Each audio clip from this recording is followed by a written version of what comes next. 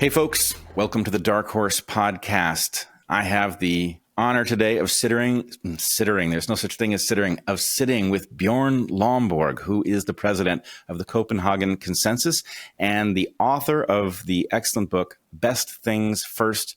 Bjorn, welcome to DarkHorse. Thank you very much, Brett. So maybe I should just set the discussion in motion this way. I don't know if you know, Bjorn, but my training is in evolutionary biology, and I focused heavily on complex adaptive systems.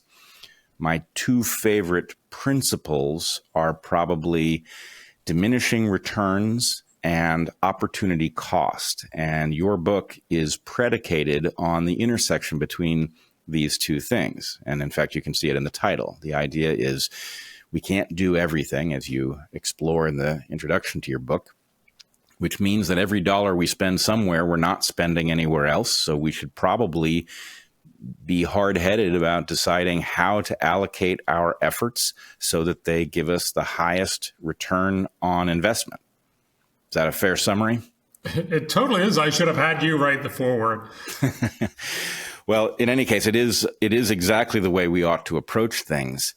Of course, I also know from the study of complex adaptive systems that nothing goes the way you expect it to do when you intervene in such a system because of the complexity at its heart. And so I do have to ask you, when trying to identify, and in your book you put forward 12 policies that you argue should be at the top of the list because they give us the highest bang for the buck as interventions go. How concerned are you that what one attempts to accomplish with these interventions might produce unintended consequences that are outside the range of what we've thought to measure in planning them? So it's definitely a good question, and nothing you do will ever go according to plan. But in many ways, we're not arguing that this is amazing new stuff that we've never done before and that we don't quite know how it works. These are incredibly well-studied, proven things, most of them, that we've tried a lot of times.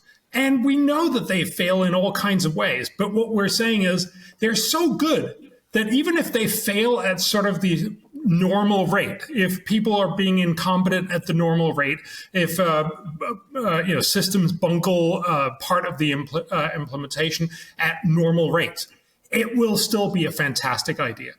So I'm not promising in the book, and none of our research are promising everything is going to be perfect or fine, but they're saying it's very likely that we're going to do incredible good, even assuming that people are going to bungle at the normal rate and that people are also going to be corrupt and all kinds of other things. So the idea here is really just to say, look, there are some things we know will do an enormous amount of good. There are lots of things that will do, pretty amount of good. And then there's probably a lot of things that will actually do very little good. Let's just focus on the really good ones first. Let's do those first. And, it's not a very complicated. It's not really rocket science. This is just, as you say, it's recognition of you have limited resources and that there's diminishing returns. Let's do the smart stuff first. Yeah, do the smart stuff first is always the right way to approach these things. Anytime you have a value based on some complex set of interactions, and, I'm fond of the idea that there's an inflection point at which diminishing returns kicks in, which is nature's way of telling you to move on to the next intervention, right? You've milked the intervention for the big bargain at the beginning, and there's no reason to chase it all the way down, to 95% when the sweet spot might be 80%. And then you go to the next thing and keep doing that. It's a great guide for life, among other things. Mr. Van Man makes a skin cream and the best bison balm you've ever seen. You may have guessed by now that this episode is sponsored by Van Man. What if you could take an animal-based diet approach to your skincare, to your toothpaste, and to your deodorant? Van Man facilitates you doing just that, and every single one of their products that we've tried is phenomenal. Van Man Company has a plethora of amazing products, including the one they are probably best known for, tallow and honey balm. It's a miracle balm that works on everything from anti-aging to athlete's foot. It's totally edible. Not that we're recommending that you eat it. There are better things to eat, and most things that you would want to eat do not belong on your face. Who wrote this script? Well, that doesn't matter. The point is, it's good stuff. Van Man stepped it up even further, however, making bison tallow and honey balm. It is out of this world. They've got versions with and without essential oils, and both have tallow from 100% grass-fed bison. Bison are fairly lean, so their fat is particularly nutrient-dense. They have Manuka honey, I hope I'm pronouncing that right, which has considerable antibacterial properties. Organic royal jelly, which is what the hive produces for queen bees to eat exclusively. Organic cold-pressed olive oil from hand-picked olives in Greece. Van Man Bison Tallow and Honey Balm is fantastic, smooth, rich, and decadent. You don't need much because it goes a long way. And Van Man also has tallow-based deodorant and sunblock featuring all edible ingredients again, so it's great for a collapse scenario. Get 10% off your first order when you go to vanmanscompany.com/darkhorse and use the code DarkHorse at checkout.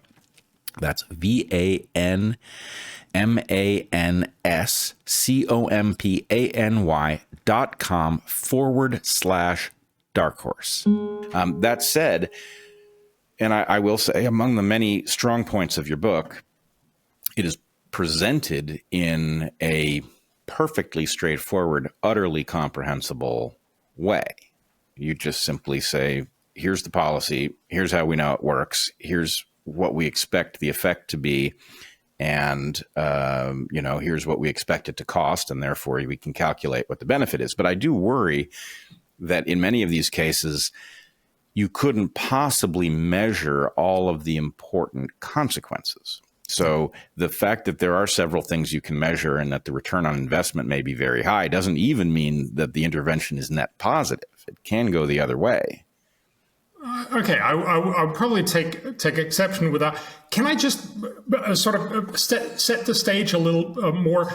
Because a lot of our listeners and viewers won't really know why the hell are we having this conversation, and so and then I'll get back to and answering your question. So the world has sort of set the stage in saying, we want to do everything. Not surprisingly, when you put together lots of politicians to say, what do you want to happen? And they will end up saying, we want to promise everything. And we want to go all the way, not your 80% or the 95%, but we want to go 100% of the way for all of these different things. So, fundamentally, it's called the Sustainable Development Goals. It's a setup of goals that all the UN countries have done back in 2015, promising for 2030.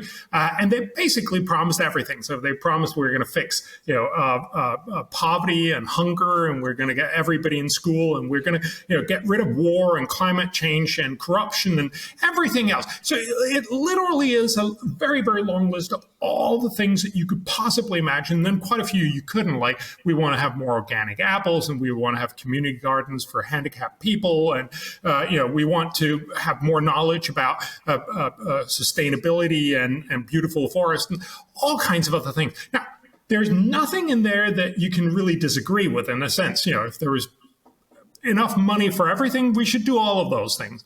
But of course, we don't, and many of them we just don't know how to do in any sensible way. Obviously, no war is clearly a challenge right now, and so what we try to say is, what does the knowledge that we already have tell us about where can we spend an extra dollar, or preferably say $1 billion or $1 million, a substantial amount of money, but not a huge amount of money, and do an incredible amount of good. And that's where we came up with these 12 ideas. Then what you're saying is, well, isn't it so that we might know, there's a lot of positives, there's some negatives, and there's some costs, and there's some benefits, and you've worked on all of those. But isn't it so that it could actually be that we'd be really surprised, and it could actually, although you say it's great, it could actually turn out to be net negative?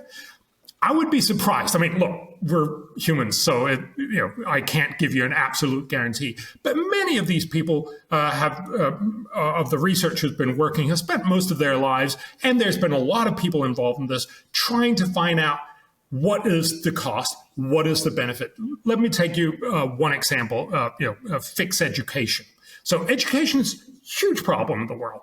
I think everyone agrees that having more education is a good idea. And we're simply taking the very, very first steps, learning how to write, learning how to do basic math. Probably a good idea to teach kids.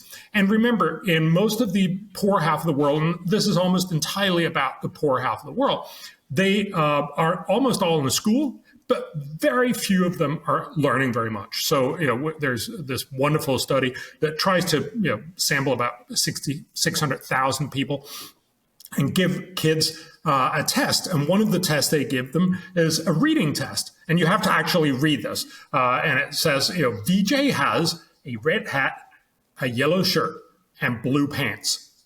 What color is the hat? Now, if you ask people this, they obviously can say, well, it's red. But if you read it, once you get down to the what color is the hat, you've sort of lost the plot if you're not very good at reading. And so it turns out that 80% of 10-year-olds in the poor half of the world, so about 400 million kids, can't read this sentence. And a lot of other similar sentences. They fundamentally don't know how to read, although they've spent a lot of time in school, but it's a very poor school. And one of the things that the researchers say is, if you teach them at their own level, you have much greater success. So right now we have, one teacher, 50 kids, they're all over the place, and there's no way the teacher can sort of teach that particular kid at his or her own level. So a lot of kids are bored, a lot of kids have no idea what's going on, and it's really, really hard. If you put them in front of, say, a tablet with educational software, it turns out that software can adjust the level very quickly to your exact level and teach you much better. If you do this 1 hour a day, so the rest of the day is still same old boring school, you actually learn much, much more. We have good evidence that show you will learn what you normally would have spent 3 years of learning. So you have all the rest of the school that costs lots of money and you learn almost nothing. But then that 1 hour a day at about $31 per kid per year, you've learned twice as much. This is what the study shows, right? And it assumes that, people are being incompetent. Some of them will steal the tablets. There won't be electricity. There will be lots of things that don't work. Not all of the software translations are going to be good, all these things. But, and that was your question, is it really plausible to imagine that these kids, so we estimate that for every dollar you spend, you'll do $65 of social good. You'll deliver them to be much smarter so that when they become adults, they'll go on and have higher incomes. Is it plausible that that real number could be, instead of $65 back on the dollar, actually just 90 cents back on the dollar? I can't guarantee you, I can imagine a world where that would be true, but it seems very, very implausible. It's much more likely that it could be 40 or it could be 100, but it's not going to be 1. So we're pretty darn sure that this is a very good investment. And that's really what I'm trying to say in the book. Well, I do agree that of the interventions that you label in the book, this is the least likely to have a net negative outgrowth. But I would point out, just reducto ad absurdum, we spend a lot of money on education in the West, yep, and it appears to be making people stupider by the year. So it is not that the simple application of a good idea, like, hey, let's gather people together in a place with people who have learned something, who can lead them through the thought process, that seems like a slam dunk, and it isn't inherently one.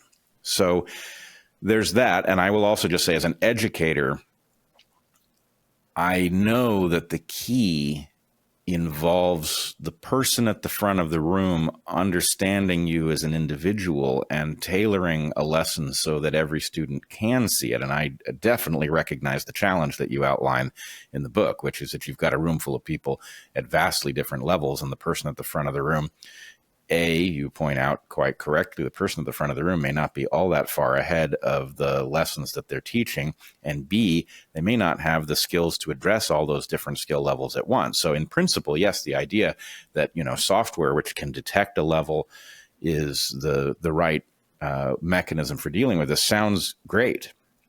On the other hand, And this goes to some of the other stuff you point out in your book. I'm concerned that once we decide that the remedy for people who don't have access to good education is a tablet with software on it, that somebody is going to spot that as an opportunity to capture young minds around the world and persuade them of things. And I'm concerned about what we're going to find on those tablets down the road.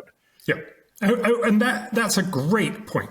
And look, again, I think there's two things that are worth taking away just from this conversation.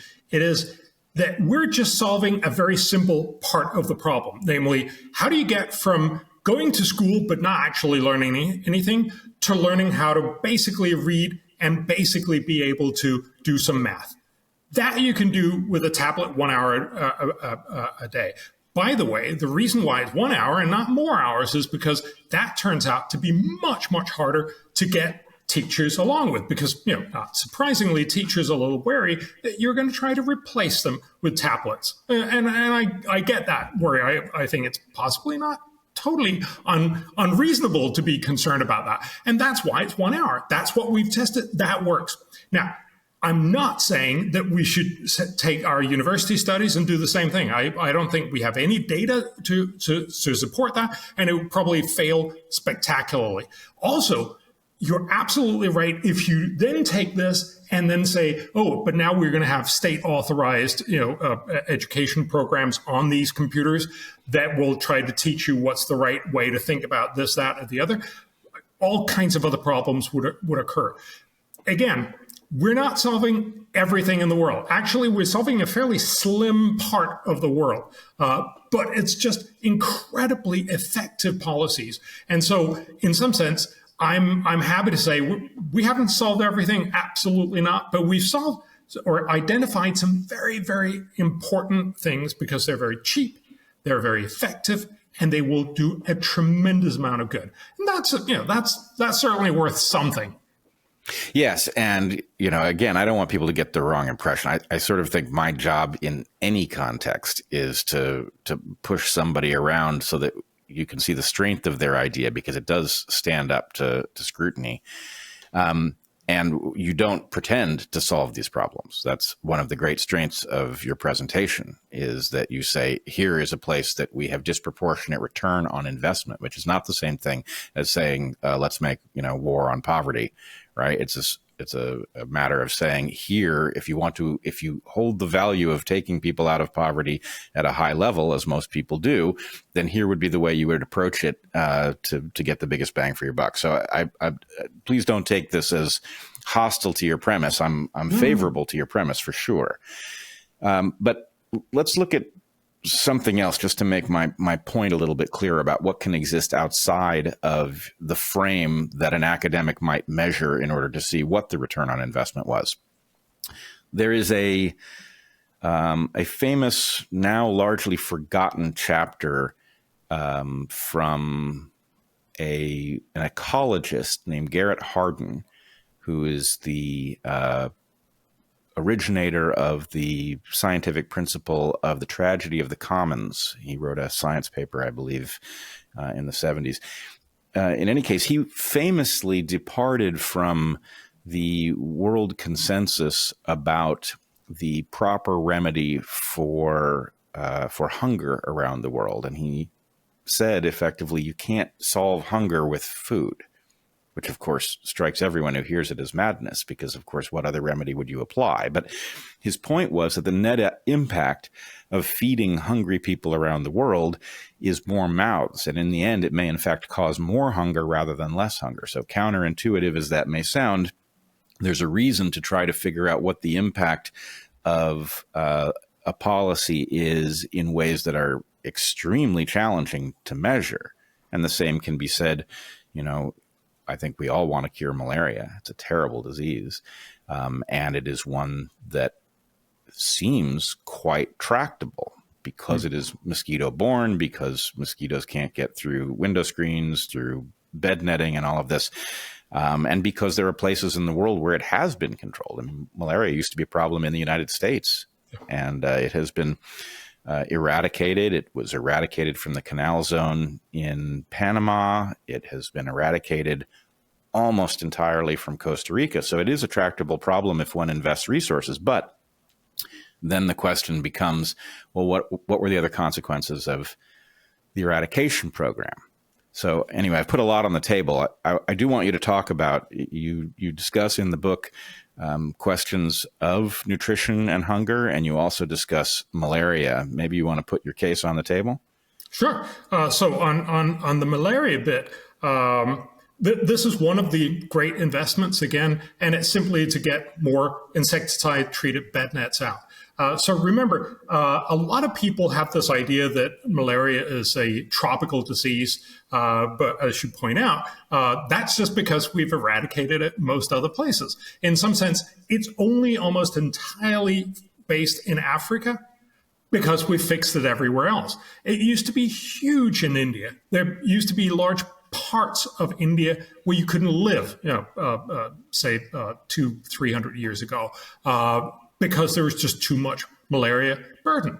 And one of the things that happened in the rich world is when you get rich, you can afford to put screens on your houses.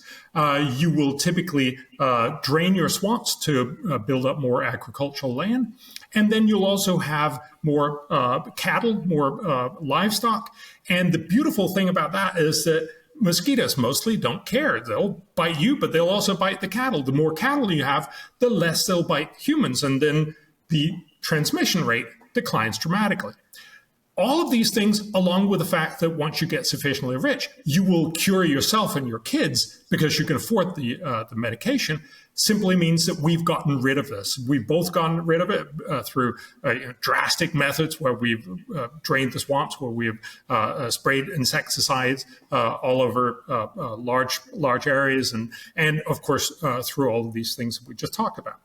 The problem with Africa is partly that they have low infrastructure ability, they have typically low income, but also that they're stuck with the most dangerous parasite. There's different versions of the malaria parasite, and they have the most deadly one, and then they have the mosquito. There's several different species of mosquitoes, and the mosquito that transmits malaria in Africa is one that don't actually care for livestock. So it only bites humans. So they simply have a much, much harder problem. That's one of the reasons why they haven't done it. But the main thing, again, is if you get more bed nets, and bed nets with long-lasting insecticides, so that when the mosquitoes come, not only can't they get to you, but they actually sit there, and then they get the insecticide and they die, and that means that they don't transmit it.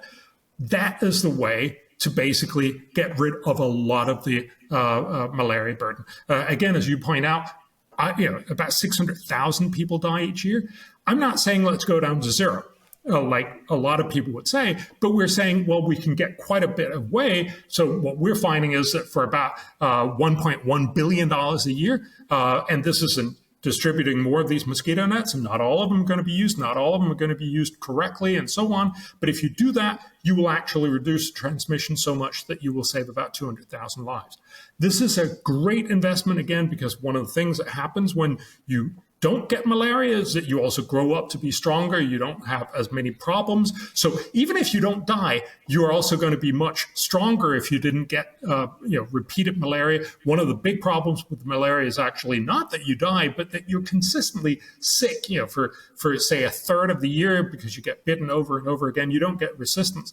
And so you end up being much less productive. So not only does it kill your kids, but also makes you much less productive. We're very happy. We're living in most of the rich world that we don't have mosquitoes that carry malaria and make us this unproductive. We could do the same in the poor half of the world. And that would cost very little. So we're estimating that here you could get about $48 back in the dollar. Again, a great investment. And it is very unlikely that this will totally not happen. Now, you mentioned Garrett Hardin and the whole sort of Malthusian thinking, sort of originates from back in around 1800 with this idea that if you feed people better, if you make them better off, they're just going to get more kids. And it's sort of going to take out all of the benefits of all the good that you do. That had some plausibility back in 1800 because it was pretty much all we'd seen. Whenever people got a little better off, they would very quickly get more kids, and these more kids would survive because they were better off. And so they would sort of get everybody down on the same level. That's not what we see anymore. We don't see it most places in the world because now we've gotten it so good that what really limits the number of kids you want is typically the woman saying, I'd actually like to have an education. I'd like to have an opportunity to do business. I'd like to be able to do other things with my life than just being a mother. And we know that one of the strong predictors for that is education and opportunity to do business for women. And if you have that, it is very unlikely that if you make it so that their kids survive more, that they have more opportunity, that they become richer, that they're just going to have more kids. We don't see that almost anywhere in the world. So again, do the models adequately reflect this? I fear that they don't, because when you talk to people who do malaria modeling, they're typically not the people who do this, well, what happens with education, and then onwards to talk about what happens with perhaps getting more kids. But we seem to know that this would more sort of be an error term. It would mean that instead of being 48 back in the dollar, maybe it would only be 20 back in the dollar kind of thing in a very worst case scenario, but not that it would be a bad idea by any means. All right. I want to take up several of the points that you make. Yeah, please. First of all, I don't think that what we've learned in the intervening years since Garrett Hardin made his argument actually falsifies his claim. What it says is that actually when one applies food to hunger in the context of greater education, opportunity, and birth control, that you don't have this necessary connection. So I think we've learned something about the complexity of that system, but it's not wrong that if what you've got is a hunger problem and that's all you apply is food, you're very likely to trigger exactly the phenomenon that Hardin pointed to. But let's go back to the question of the mosquito nets, because I believe that this is a case where actually, if I had to guess, I would say it is likely that there are costs that you simply will not capture if you measure narrowly the consequences for malaria. The nets, you're talking about nets that have been impregnated with a relatively new pesticide. It's chlorphenapure, is that right? There's two different ones, and I won't be able to pronounce them because I've only ever read them. But yes, it's an old one, and then there's parts where the mosquitoes become resistant, and you need to buy a more expensive pesticide. And so I read a little bit on this pesticide. It is considered a good thing because it addresses, as you just pointed out, mosquitoes that have become resistant to traditional pesticides because it works on it with a different mode of action. It actually interferes with energetic metabolism. But as a biologist, I fear that a net that has a compound that triggers a disruption of metabolism is a problem for people potentially, because we have exactly the same type of mitochondria that allow us to metabolize. Now, there's a question, there's a stage in the pathway of the effectiveness of the pesticide in which it has to be turned into a metabolite by the mosquito's physiology, and it is the metabolite that kills the mosquito. So it is possible that this could have no effect on people. But my guess would be you're dealing with disrupting the functioning of a creature with which we share a long evolutionary history, believe it or not. And so my bet would be that there are consequences. I mean, the pesticide itself is regarded as a toxin to humans. It's not understood to be safe for humans. So there's a question, even if your approach was to deal with the mosquitoes with these nets, whether or not the benefit that comes from the pesticide that kills the mosquito outweighs the cost of people sleeping under these pesticide coated nets, especially in light of the fact that the pesticide kills the mosquito through the mosquito simply contacting it. The mosquito does not have to consume this pesticide. It just has to touch it. So that suggests a rather dangerous compound. I also know from history long ago in graduate school that very frequently what happens when you distribute nets to people to control mosquito-borne illnesses like malaria and yellow fever is that enterprising people use them for other things like seining fish out of rivers. And that's, on the one hand, potentially environmentally bad, but it's potentially much worse if they're impregnated with insecticide that then gets into the water supply, potentially gets into the fish people are eating, gets into the water people are drinking downstream. So I guess, I don't know what the net consequence would be, but I guess I'm curious as to whether or not the added benefit that comes from the insecticide is actually worth the various hazards that come along with it. So it's again, I have to confess, we work with a lot of the experts in all of these different areas, and as you might imagine, I can't be more than sort of a jack of all trades, a little bit of a sock puppet for all the smart people who've been working on this.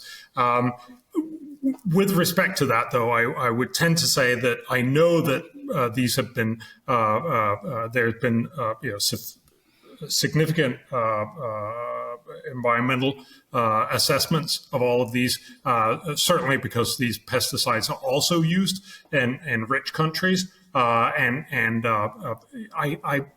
struggle to believe that this would be a problem. I know that a lot of pesticides work by disrupting the metabolism, and EPA has been a large sum of money, mostly other people's money, but the people who actually want to get them past the regulatory process to find that this is not dangerous for humans. With respect to putting them in the lakes, I can totally see that, and also the idea of saying that's going to go into fish that possibly humans will be eating. That sounds like a plausible point. I don't know anything about it, so I can't say anything but saying, yeah, that seems like something we should be looking at. I would be surprised if people haven't looked at it, but I will actually ask our lead researcher on that and try to get you an answer. But I also think it's important to sort of keep in mind we're talking about something where you could save 200,000 people every year, and something that creates many millions of disease experiences each and every year. So even if this had some negative impacts, I'd be very, very surprised if they're even sort of in the order of magnitude that we're concerned. But I'd be very surprised if there is a big pesticide issue with the insecticide-treated nets. Again, remember, we use enormous amounts of pesticides in most agriculture. Yes, I don't know whether we're going to let's not go too far down that line. But it's also very clear that the agriculture in many ways sustained a population of 8 billion people in a way that we couldn't possibly imagine otherwise. So there are trade-offs all of these places. Yeah, it's trade-offs all the way down. I certainly agree with you on that. I do have nothing but concern over the environmental impact that comes from the application of pesticides throughout that massive agricultural infrastructure. But, I understand a do-gooder might look at that and say, well, what is the cost to all of these chemicals, not just the pesticides, but the rendering of nitrogen as biologically available using the Haber-Bosch process. But a do-gooder would be likely to kill billions of people if you try to turn one of these processes off. So, if there is something to be done, it's a matter of recognizing the full impact on the complex system, weaning yourself from these processes in favor of something that has a better cost-benefit profile, but none of it's simple. That's the basic fact. And just because that's sort of from my other life, which is very much sort of in the environmental conversation. One of the things that we often forget is when you have very intensive agriculture, it's also one of the reasons why we haven't had to cut down all the world's forests in order to feed the world, that we can actually do it on a fairly small amount. I'm not saying this is small, but and not all the world's land where we can produce food, so that there's actually space for nature. And so we have to remember both of them. One of the obvious things that you can have a conversation about is that we're clearly in today's agriculture not just producing food for 8 billion people, but we're also producing for more than 8 billion cows, sows, lambs, chickens, all that kind of stuff. And I'm vegetarian, so I can easily just go ahead and say, well, maybe you should eat less meat. Most people don't seem to be very open to that conversation, but at least we could have the discussion of saying, is there a more effective way to grow meat? That's obviously the whole lab meat kind of conversation, which I see. And again, some people are going to be totally turned off by that idea. But clearly, that's one of the ways that we can envision in the longer term that we could have our meat, but not necessarily spend quite as much of the land to utilize it. But I think that's slightly a different sort of conversation. I mean, not really. I think it's actually it's a perfectly, it is maybe the ideal example of what I suspect is going to be a contrast between your perspective and my perspective. My feeling is I can look at lab meat and I can see the argument for it. And if you zoom in on the knowns, it's a slam dunk, right? It's just simply environmentally better. I care deeply about the environment. This is a superior technology. There's no question about it. From the point of view of protecting the environment. And, I could go all day listing the benefits. You just don't want to eat it. It's not even that I don't want to eat it. I guarantee you it's going to be terrible for you. And I can guarantee that on the basis that we don't understand very much at all about what it is that we do when we metabolize meat. But the idea that you're going to trick cells from a food animal into a state that is healthy under laboratory conditions with the small amount that we understand about the intervening biology strikes me as approaching zero. I mean, the fact is, we even know that there are health differences between cows that are raised on grass and those that are raised on grain. That has health implications for people. So that's a tiny difference compared to extracting cells from a cow and growing them on a wall. So anyway, my feeling is, I know where this train's going. It's going into the station at 60 miles an hour and no plan for how to bring it to a halt. So, but, how my argument is obviously based on you don't know enough to make that stuff healthy. And that argument, as much as I'm all but sure it's correct, is no match for the experts who know a tremendous amount about lab meat and can quote you chapter and verse about why it will be healthy and all of the work that they've done to tinker the epigenetics of the cells in question so that they really do reflect the natural state, blah, blah, blah.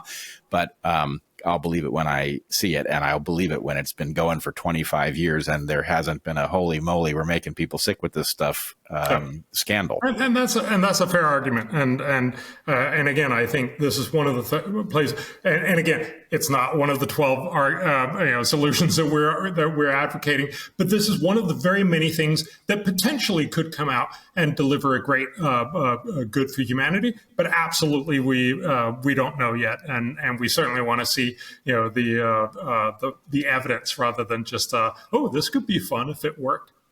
Right. I think the difference, and it's funny, this is a strange shoe on the other foot kind of conversation, because as my viewers know, I'm a dyed-in-the-wool liberal, and as a young man, I would have looked at the world and said, look at all of the things that we can do better, and how hard could this possibly be? And it is only as I've gotten older and I've watched well-intentioned proposal after well-intentioned proposal turn into a disaster because of all of the unintended consequences that, problem-solving liberals just don't spot, that I've become, I still believe we have to solve problems, but I now have a tremendous amount of trepidation about solutions because, I've seen them, and they almost always carry along major costs that you don't spot on the front end. Now, if I could just very quickly add there for the malaria thing that we were talking about, we're already distributing more than 1 billion insecticide-treated nets every year, much of it funded by government. So it's not like we haven't tried it. What we're talking about is sort of adding on to that. Likewise, when we talked about the tablet, although that's not nearly as broadly done, this has absolutely been tested, at least in the order of 5 to 10 million kids for a year. So it's stuff that we've actually tried to do, and we know that we can just do more of that.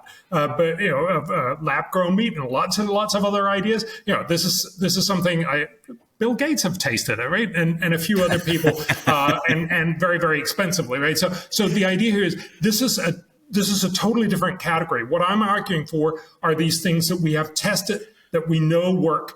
There's a reasonable sense that we also know if there would be really bad things happening, that we would have seen them already. But yes. All right. Well, I will say, I mean, as much as I have trepidation about new technologies intended to solve problems, I'm all for Bill Gates eating that stuff. I think that's a great idea. But I sense some irony there, but okay. Yeah, there was a little bit. Actually, though, one more thing on the nets before we move on to some of your other proposals.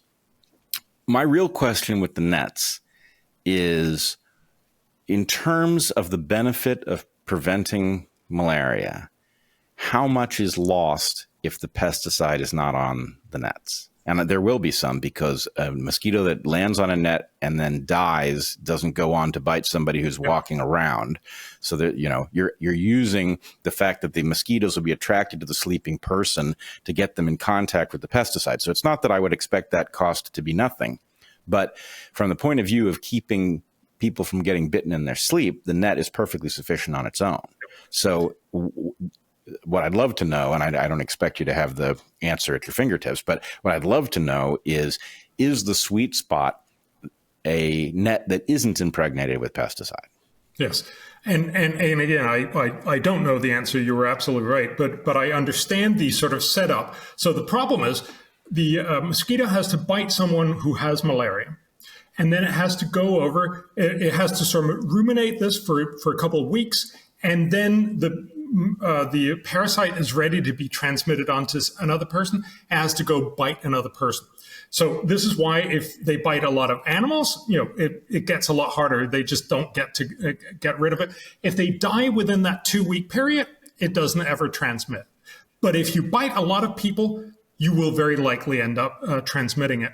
And so the problem is that for these very nasty mosquitoes in Africa that only bite people and that have a very virulent parasite, it is very hard to stop them. You really have to stop them a lot. It's not enough to just put in some screens. You're absolutely right that means the person underneath the net doesn't get bitten, but there will still be quite a few people, just simply because you're out and about, you have other business to do, and some people won't be lying on it. There's enough that will actually keep the infection going. So you literally have to get sort of almost 100% under bed nets. That's never going to happen. But what the insecticide-treated bed net does is it sort of acts as many, many more bed nets because it kills off the mosquitoes. So I think it is very important in order to get from only avoiding a little bit of the transmission to getting quite a bit in there. But you still need to get a lot of people underneath it. But, yes, I can't answer your question because I haven't run the models. That's not what I did. Yeah, I mean, you have my liberal problem solver mind racing. Given your outlining of the problem, I have all kinds of questions. If I can just also one other thing, if you look at what most rich countries did, they did a lot of spraying, and actually back in the 60s, we thought that was what was going to be the solution to mosquitoes. Turns out that requires a really well-functioning state. And one of the things that are missing in many parts of the poor half of the world is that there's not a very well-functioning state. So you'll be spraying some places, and then they survive other places, and then you won't. And then somebody will say, we did it to take the money, but actually not do. There's a lot of reason why this doesn't work. And that's one of the reasons why we're saying we shouldn't do that, because we've actually tried, and the liberal, we can fix this argument. We've tried some of these things, and we know they don't work. Whereas the insecticide-treated bed net works because it provides you with a very clear benefit. And if you put your kids underneath it, they don't die or they don't get as much sick. It's still somewhat uncomfortable because also it reduces the wind flow, so you get more sweaty, which is in many of these countries somewhat uncomfortable. So it's not without a cost, and that's one of the reasons why people don't want to use it. But there is benefits to you. And so it's much more aligned with the incentive structure to actually make people use it. That's one of the reasons it actually works. Yeah, that makes sense. I mean, the place where I mentioned it before, but the place where I've seen spraying work, and mind you, I don't know what all the consequences are, because you're obviously aerosolizing this toxic stuff in a place where people are breathing. And, but I saw this work in the canal zone, where this was an American military run zone of Panama, and they had a spraying program, and it worked perfectly. In fact, for those who know about the canal, the French were driven out of their effort to dig the canal because they didn't understand the pathogen life cycle. They didn't know that they were encouraging it by using little cups of water to keep ants from crawling up on their tables and beds during their effort to dig the canal. And so anyway, it was a canal. It was a malaria-ridden area that was malaria-free when I was there, and it's still malaria-free, even though it's been handed over to the Panamanians. They've maintained that state because it was so well run. So your point about the necessity of high-quality governance to such a program is well taken, and obviously the nets. Yeah, I can see people deciding not to use them because it's too hot, definitely. But I can also see people deciding to use them because nobody likes to be bit by mosquitoes, and people understand that malaria is a serious problem. I mean, it's, as you pointed out earlier, it's not just the illness itself, but it's the lack of productivity that comes from being sick with something that robs you of your energy. And, there's a longer story there. You mentioned that there are multiple different kinds of these parasites, and the worst malarial parasites, they don't rob you of your energy, they rob you of your life. It's the better version that actually is recurrent and hides in your liver. But anyway, maybe we should move on to some of your other proposals. You have a favorite you want to move to? Oh, so you mentioned food. So I just want to, again, to briefly talk about, it's very easy. And a lot of people will say, oh, we should have more food. We should maybe buy more food. We should send more food to people who are hard up, who are starving. And that all makes good sense. And, so obviously very, very human focused and very, very nice and thought about, but the problem, of course, is if you actually hand out free food, you undermine the whole market for farmers in those areas, and then you won't have the food next year, and then you'll have to keep buying it, and that actually becomes a very unsustainable way forward. So there's a lot of talk about we want to have more people not starve. The main problem, really, with food is not that we don't have enough. We have plenty of food globally. It is that people are poor. And one way to avoid that is just simply handing out money. Now, that there's a lot of reason why that doesn't happen, partly because most rich countries are not willing to part with enough money that would actually be a feasible setup. And it probably also would be a bad approach in the long run to do it. But what we find is you should focus on getting people out of poverty, and that's why we talk about free trade and some of these other things, and obviously educating kids so they become smarter. But you can also make food production more effective. One of the ways that we've done that is by making yields higher. So essentially take seeds and make them more productive. That's what we did with the Green Revolution back in the 1960s. And the guy who actually ran this got the Nobel Prize for it because, Norman Borlaug, because as they said, he's possibly saved 1 billion people's lives, which is a pretty cool thing to be able to put on your CV. But the reality here is we did this for rich country stuff. So we did it for corn, for wheat, for maize, but we haven't done it for cassava and sorghum and all the other things, the slightly odd things that they grow in the poor half of the world. Partly, of course, because there's little commercial interest. What we should do, and this is one of the things that we find, is that if you spent more money on having better and more research into yield increase enhancement. Remember, this is a long-term process that will take place over the next 30 years. And it'll only be small increments. But if you look at those increments over 30 years, we know that will add up. So instead of having, say, 0.5% of increase in yields every year, if you could raise that to 1%, that still doesn't feel like a whole lot. But what it means is you will actually be able to produce more food, which means the price will get lower, which is great for all the people in the cities who buy them. But it'll also be good for the farmers because they'll be able to produce more food. So what we find is you will have more food, cheaper, and the farmers will gain. This sounds a little bit almost like magic, but it also requires that more people move from the land into cities, which is how you get rich in the first place. But the reality is we find that if you spend, and so what we're talking about in agricultural research and development, so about $5.5 billion a year, you can actually make people better off to the tune of about $184 billion a year, or a bang for the buck of about 33. So again, this is one of the many ways that you could try to address hunger, but this is actually the one that all the economists say this one would work amazingly well. Okay, so if I understand this proposal, you're looking at the super crops that we have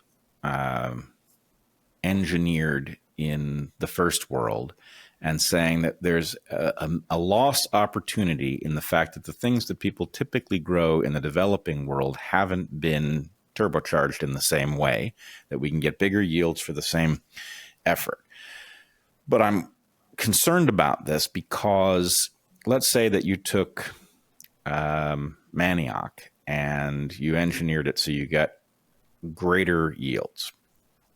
Those yields have to come from somewhere, right? There's no free lunch here. And so what you can do is you can get the plant to invest more in the edible part. So maybe you get a root that's 20% larger on average, but that comes at the expense of something else. For example, it could come at the expense of secondary compounds that the plant produces to fend off herbivores.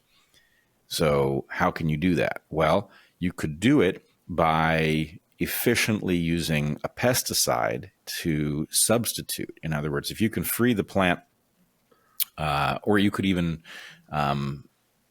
engineer something in, but you could get a crop that nominally produces a greater yield and fail to measure the cost of, for example, yoking tropical farmers to an industrial plow, basically forcing them into a cycle where the only thing that they can grow are crops that require high inputs of agrochemicals in order to get their super yields, which of course, this is the thing that we never, when we talk about the miracle of these super crops that we've engineered in the first world, what we don't say is actually they're all universally feeble if you try to grow them against a natural competitor. They can't grow in nature. They require intense humans tending. To prop them up everywhere. Yeah. Yep. They require us to take over the jobs that the plants have freed themselves from doing in order to produce higher yields.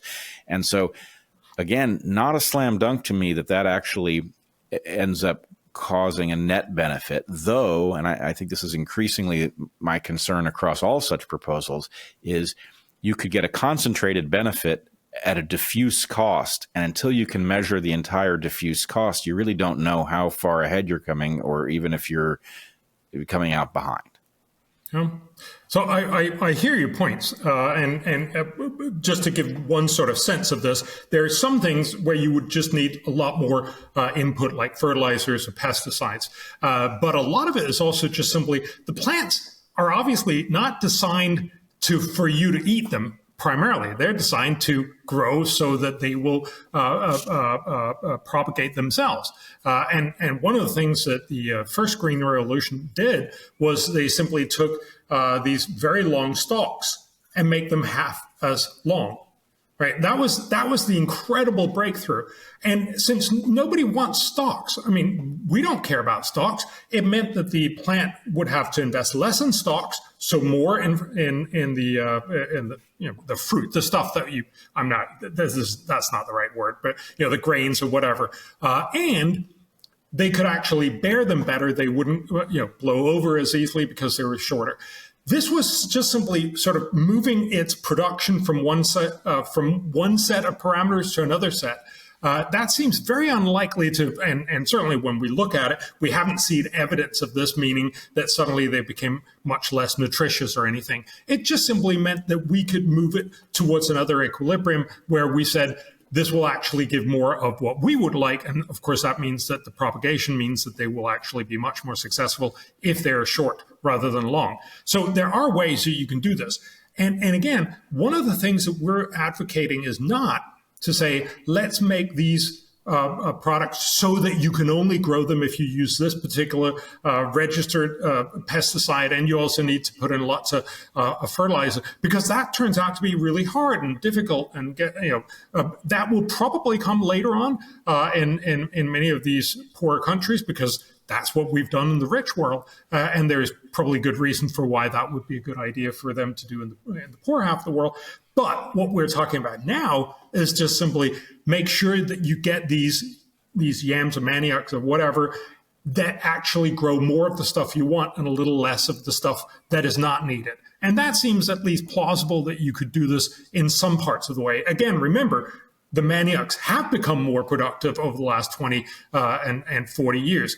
But had we pushed that, we could probably have gotten there faster, and that means that each plot of land would have produced more, likely without any of those certainly net disbenefits. The last bit, farmers are pushed in the rich world towards utilizing lots more fertilizer and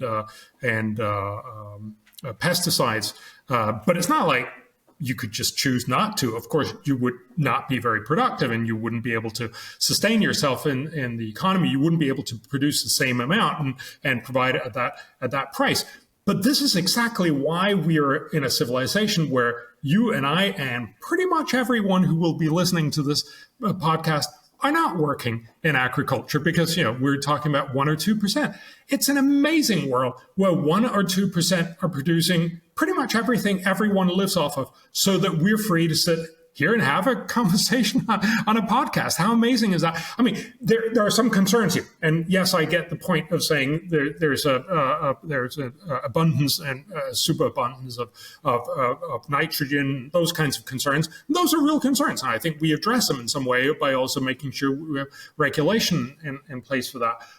But fundamentally, it's an incredible world where most of us are not backbreaking, out on the farm, but actually free to do other incredible things as well. Yeah, I agree with you. The achievement of civilization in this regard is stunning, and not to be underrated in terms of, not just the ability, the liberation of people from nearly mindless toil that frees them to do things that are meaningful with their lives is something that we truly should value, and we should treasure it, and we should attempt to spread it, because, a human being isn't just an animal. We're capable of remarkable things, and to the extent that technology and good proposals like these liberate people to do that, it's a marvelous thing. But I did want to return to your point about the stalks as a wasteful part of the plant, because I think it makes the point on both sides. You're absolutely right. If you can get a plant to stop investing in some part that isn't useful to people, that's potentially a big savings. On the other hand, the reason that the plant has long stalks is because that's how it competes with its herbaceous competitors, with weeds. And so if you trick it into shorter stalks, you are almost certain to need to be more aggressive at interfering in competition on its behalf.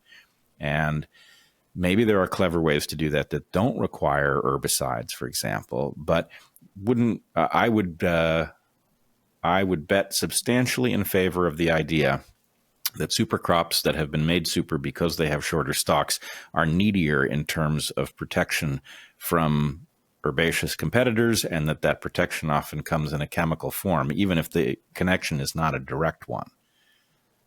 It's a good point. And again, I'm not what is a guy who could answer that? I'm not not herbalist. That's not the right, but agronomist or something. But my understanding is, and certainly in rich world farming, it is pesticides that would deal with much of that. I think a large part of it, what was just around the first green revolution, was also just we planted massive amounts of these. And so they just simply, they grow up faster and they dominate the whole field before the weeds can get in sideways, if you will. But yes, you probably need someone to either go with a hoe where you get them out, or do pesticides. Sure. Well, you'll forgive me for this, but there's an interesting digression here. Some of our best crops are biennials, like carrots and radishes. And the reason, so they have a strategy built into them, which actually elegantly addresses the problem of herbaceous competitors by having a 2-year life cycle. And so what happens, you may know this, but the plant will accumulate resources in its first year in which it does not produce, or at the end of that first year, it produces a storage organ. And then in nature, what it would do is it would use that storage organ, the carrot or the radish, to leap up in its second year so that it could outstrip the capacity to grow of all of its competitors growing from seed, because the ones that grow from seed have to put up a little cotyledon, a solar panel, and they have to start from scratch. But if you've got last year's profit banked, then you can grow tall before the sun is very intense. And so anyway, they overtop their competitors and they flower and reproduce in their second year. So in any case, it's interesting that nature has built a mechanism for doing that doesn't involve pesticides at all. It involves a temporal trick. And that's why we've partnered with those particular vegetables. Let's just remember, all of these plants also have pesticides. I mean, that's one of the reasons why we have lots of natural pesticides, because they actually, they know how to try to get rid of people, or sort of little animals, herbivores, critters that eat them. Yeah, that's true. They all have secondary compounds, almost all. There are occasional plants that don't, that often have some other mechanism for dealing with the problem. Like if you look at an ant acacia effectively hires ants to protect it from herbivores. And if you taste its leaves, they're not bitter, which is so interesting because they're just filled with ants. Well, yeah, the thorns are filled with ants, and the ants are very aggressive. Anyway, so nature has all sorts of interesting solutions to these problems. But yeah, you're right. Almost every plant has bitter leaves because those leaves are full of toxins to dissuade herbivores from eating them. All right. So in our remaining time, what solutions are you most eager to talk about? Well, I'd love to talk about two other things that we don't normally think about. So one of them is corruption. This was, if you remember, one of the things that the UN actually, and every country in the world has promised the world we're going to fix by 2030. And of course, we're not. We've gotten nowhere with that. And that's because it's really, really hard. There's a sort of built-in sentiment that if you can sort of screw up the system and make a lot of money, you probably will. And some part of corruption is probably, there's lots of people who argue, for instance, the corruption that you have in China is probably beneficial. If you have a little bit of corruption so you can get things going smoother, maybe that's a good thing. These are all hard things, but it's very clear that most corruption is bad in the long run, also stymies a country in many different ways, but there are very few ways that you can fix this. One of the ways is a very, very clear proven way that we hear almost nothing about, and that has very, very little cost, and that's just been proven. It's simply to take the biggest single thing that most countries spend on, which is procurement. These countries all buy roads and Post-it notes and everything in between, but obviously roads are by far the most important thing. And they are typically incredibly corrupt. So we work with Bangladesh, and they have this system where you have to hand in a sealed envelope at a certain government office for a bid that you have highlighted in this very obscure paper that you have to buy basically just to come with with your bids for it. And of course, what really happens is everybody says, well, we're going to pick the lowest bid. But in reality, the local ruling families have already decided you're going to have the bid. And then they put up goons outside the office, physical goons, so you can't come in with your bid. And then, not surprisingly, you got the bid and it's way over expensive. And, everybody loses a little bit. What we find is if you do e-procurement, so basically put up all of these things on eBay, essentially, it's a little bit more than that, but roughly that's what it is. You simply put it online, you get many more bids, it becomes harder to put up those goons. You can still do it, and people will still do some corruption, but what we can prove is it's very cheap to do, and it lowers the amount of corruption that you can sort of siphon off from this. And it actually increases the quality because more people will be bidding. It also has other great benefits. You have quicker turnaround and all kinds of other things. And obviously, it's very transparent. Now, again, not all of these are going to go well when you start developing these new systems. South Korea famously did an enormously expensive one, when you want all the bells and whistles. But it's incredibly expensive compared to other countries, but it's still just tens of millions of dollars. And what we find is you can save billions of dollars. So when we presented this to the Bangladeshis, the Bangladeshi finance minister was like, woohoo, I can get $700 million every year in extra purchasing ability because my costs are going to go down. I'd love that. The reason why it hasn't happened, of course, is that the people 2 or 3 levels down will hate him for it because they're actually making money off of this corruption. But if you have the political will, you can very, very surely get an enormous benefit for very low cost. So we estimate it'll cost $76 million, not $1 billion, $76 million a year. And the benefit is going to be about $125 back on the dollar. This is just a slam dunk. Now, a lot of countries, all rich countries have done it. About half of all the poor countries have done it. But the other half should also do it. And this is one of the things that we're pushing for. And this would, by itself, make the world better off. It would make public services better, and it would make them much cheaper, and there'd be less corruption. Again, we have not solved corruption. We've simply made it a little smaller because there's this really, really smart thing that nobody's heard of.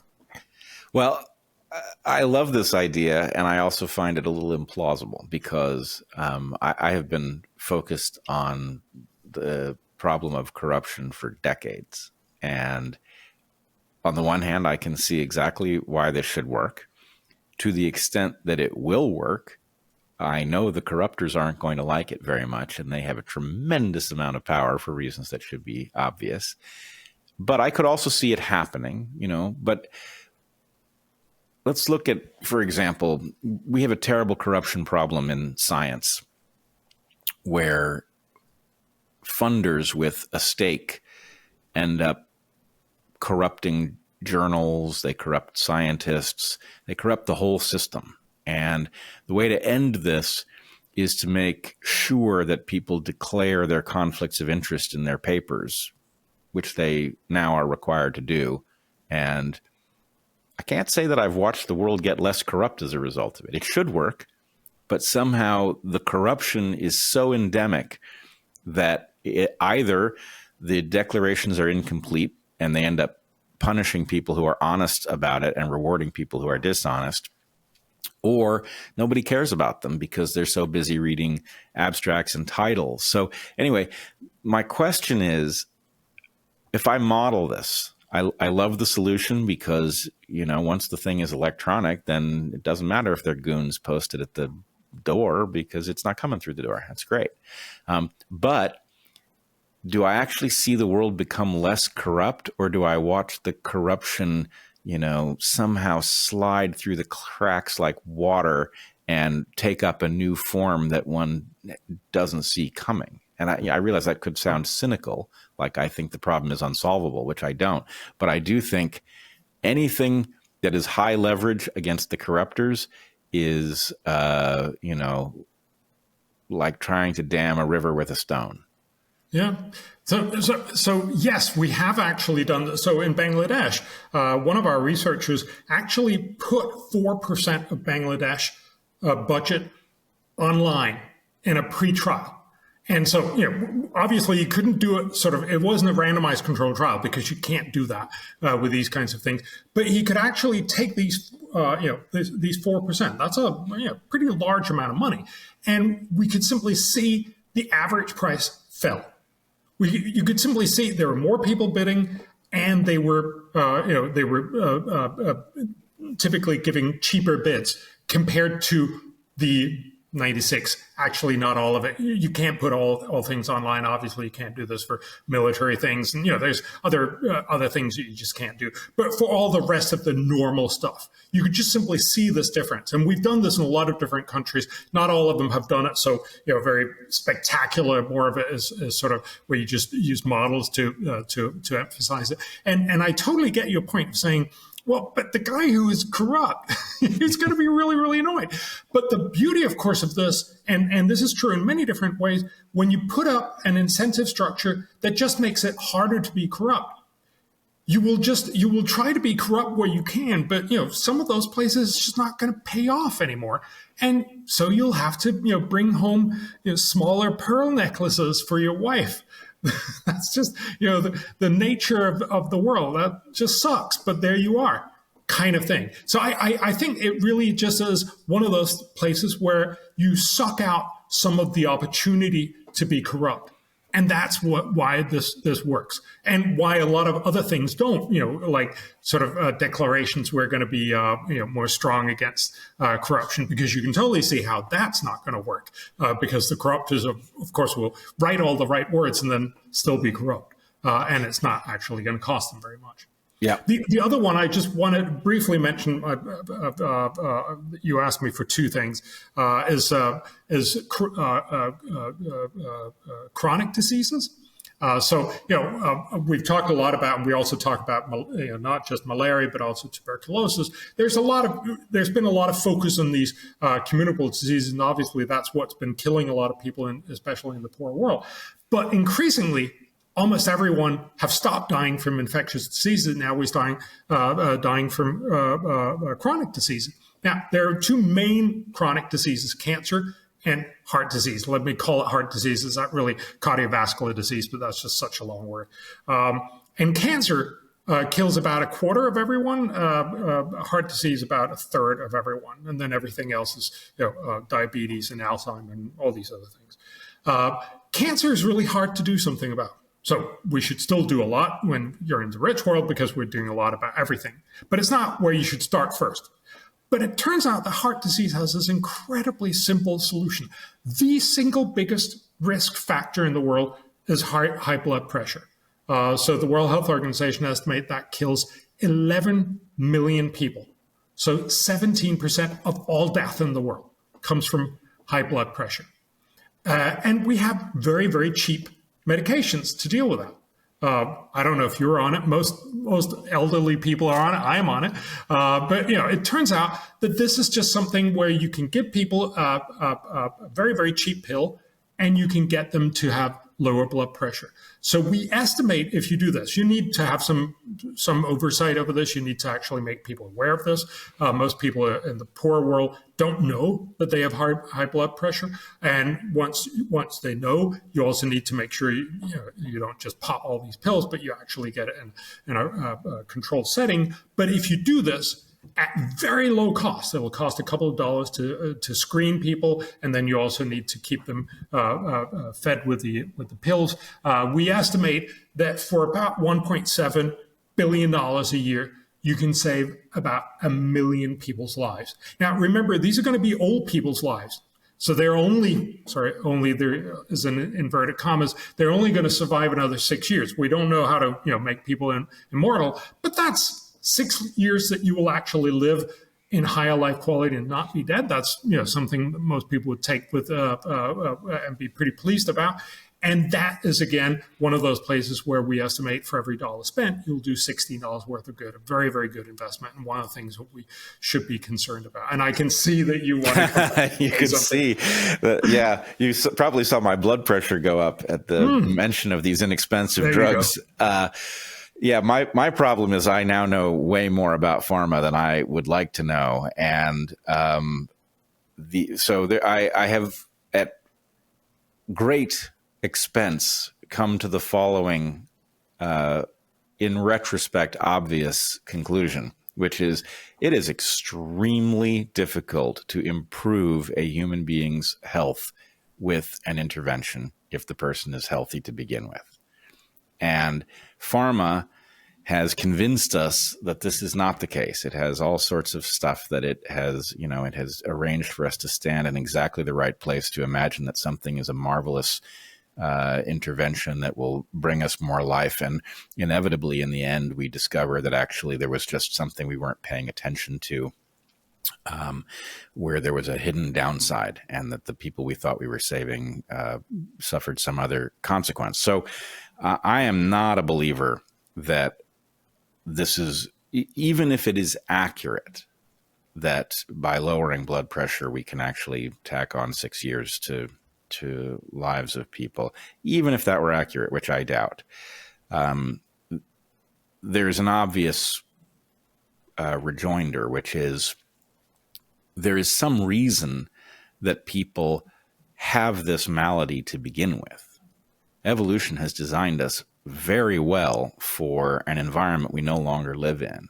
And we do a very poor job of figuring out, well, if these people are dying early and they don't have to die, what is the thing that is causing them to be unhealthy? And would the intervention be better at eliminating that influence rather than trying to introduce a pharmaceutical remedy? So, for example, I would just point to the hazard that, you mentioned cheaper food. All else being equal, cheaper food is good. I agree. But all else is very unlikely to be equal.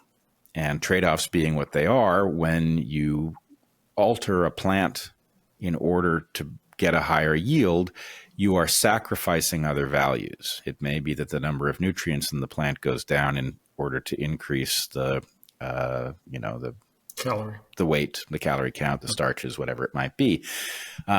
So I guess the lesson that life has taught me is when you have a well-functioning system, intervening as little as possible is the thing to do. That sometimes a corrective measure for a distortion is valuable, but that one always has to pay attention to the unintended consequences of these interventions. And I find the world not interested enough in chasing down the root causes of ill health, and way too interested in figuring out how to address these things pharmaceutically down the road. Yep. And just as with the issue of lab meat, it feels to me like this is just a fundamental misunderstanding of complex systems. And the big payoff would be to correct that misunderstanding so that we can actually use late life remedies as a last resort rather than a primary intervention. See, you didn't raise my blood pressure, but that's because I'm on drugs. No, but no, this is a very interesting place to also sort of consider this whole conversation, because any doctor, and I think anyone would say, absolutely, you should be exercising more. You shouldn't be drinking. You shouldn't be smoking. Smoking is by far the biggest problem for much of the high blood pressure. You shouldn't be eating so much. And one of the consequences of food being cheap is that people eat a lot more. And you can clearly say, well, that's sort of a prescinded preference that when food is cheap, I'd rather eat and enjoy myself now. And yes, then I become overweight and I'll die sooner. And well, there it is. I made that trade-off. But clearly, we should go out and tell people, well, actually, you should be exercising more, all these things. But I think we can also both agree that that solution is going to be a very low-selling one. Now, we should definitely tell people this, but we know from experience that 80-90% of all people are going to say, yeah, and then go home and not do it. And to those people, again, my question is then, if we know, and let's just assume for a second that we do have the empirical evidence, and it seems to me that that's true, that if you give people these pills, they will actually have lower blood pressure. I know I do, but I'm not arguing from me. But we know from the very, very large cohort studies that if you give people these pills, they have lower blood pressure and they die later from other things. And that seems to me like a good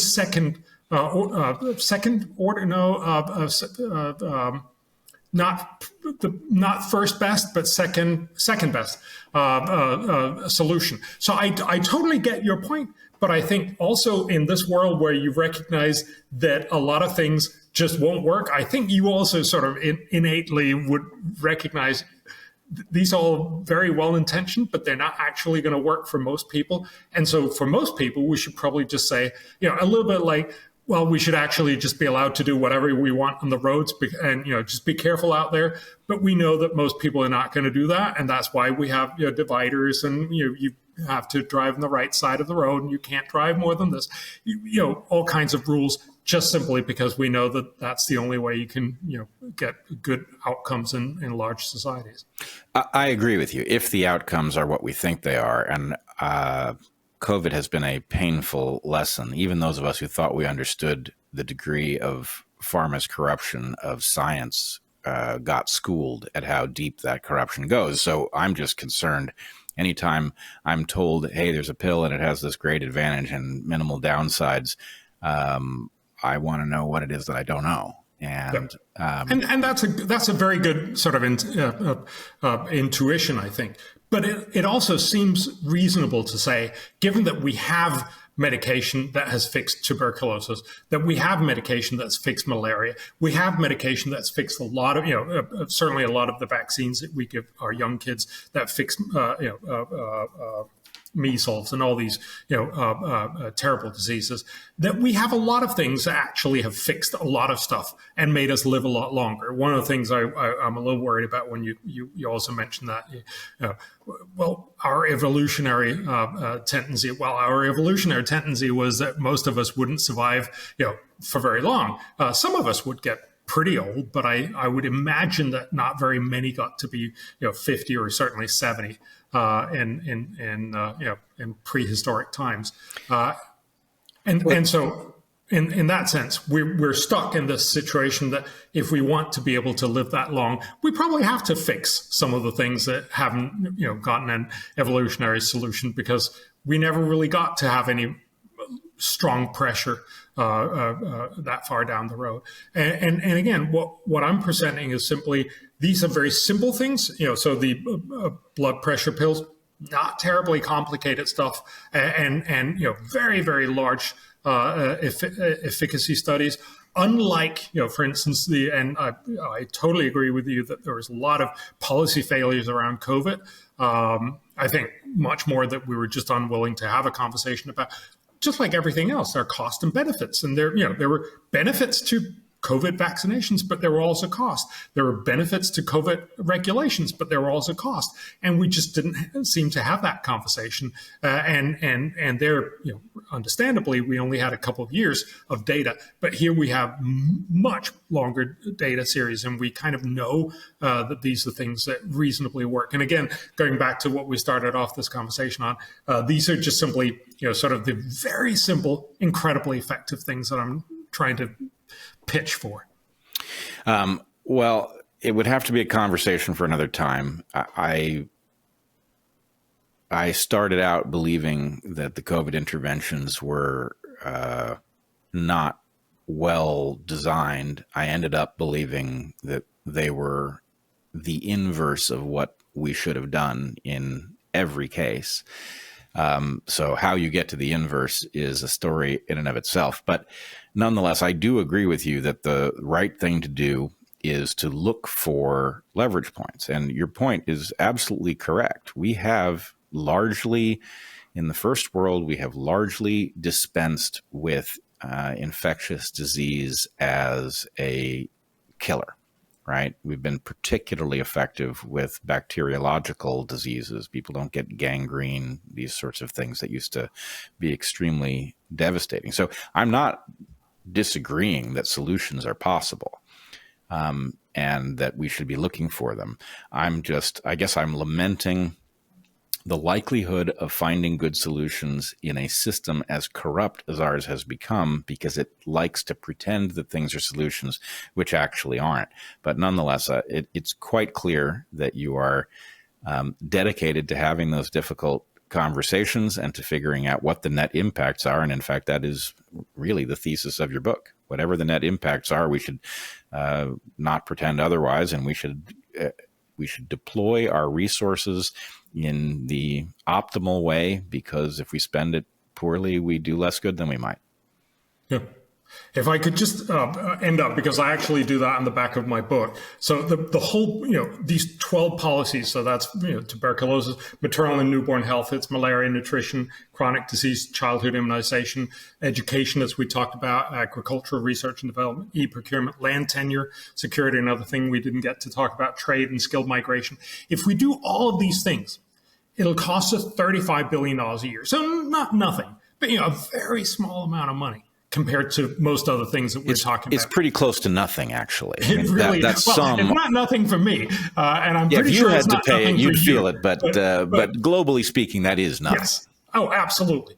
And the benefit would be that could save, we estimate, 4.2 million lives each and every year, and it could make the poor half of the world $1.1 trillion richer each and every year. And that's mostly through education and some of those things that we talked about. So it's just a phenomenal amount of good for very little money. What we find is every dollar spent there would deliver $52. And that's why I just want to show, I don't know if you noticed that, but I actually have the conclusion in the cover. So it has the cost down here, and it has the benefit here. And I just love it because I'm a geek. But I think that's exactly the point of just simply saying, here are things that cost little and do an amazing amount of good. Shouldn't we do those? Yeah, I actually did not notice that feature of the cover of your book, which I also have right here. But all right. So this has been a fascinating conversation, and I wish more people were taking your approach and thinking seriously about what our values are. I will add one final thought, and then you can close us out. Money is a decent proxy for value, but it's not a perfect proxy. And I wonder how it is that we take an analysis like the one that you've done, and we say, well, what is it that actually liberates the most people? It's not that it returns the most dollars, but what actually brings us to a state in which human beings are capable of doing meaningful things at the highest rate. And certainly that will be correlated with money, but it's not synonymous with it. No. There's a lot of good evidence that show that money is fairly strongly correlated to a lot of the things we like. But you're absolutely right that it's not the only thing, and it's we shouldn't confuse that. And that's also why what we're talking about is people who are very poor and who are very sick and who are very unproductive, who basically got the short end of the stick in many, many different ways. Because that's where it's very obvious what is great. You spend a dollar and you make sure that this kid doesn't die from malaria. How easy is that? That's, almost everyone can agree with that. If we get to the level of the rich countries, I'm not sure I know nearly as well. And I think it's going to be a lot more politicized, and I think it's going to be a lot harder to do because we've done all the, the low-hanging fruit, the cheap, effective stuff. But we still haven't done that for the whole world. So I'm simply I'm in a sense picking the low-hanging fruit of figuring out a simple solution to an incredible part of the problem, but it's not a solution that's going to work everywhere. So eventually I'll be out of a job and we'll have other things to talk about, but I'm looking forward to that day. All right. Excellent. Bjorn Lomborg, it's been a pleasure.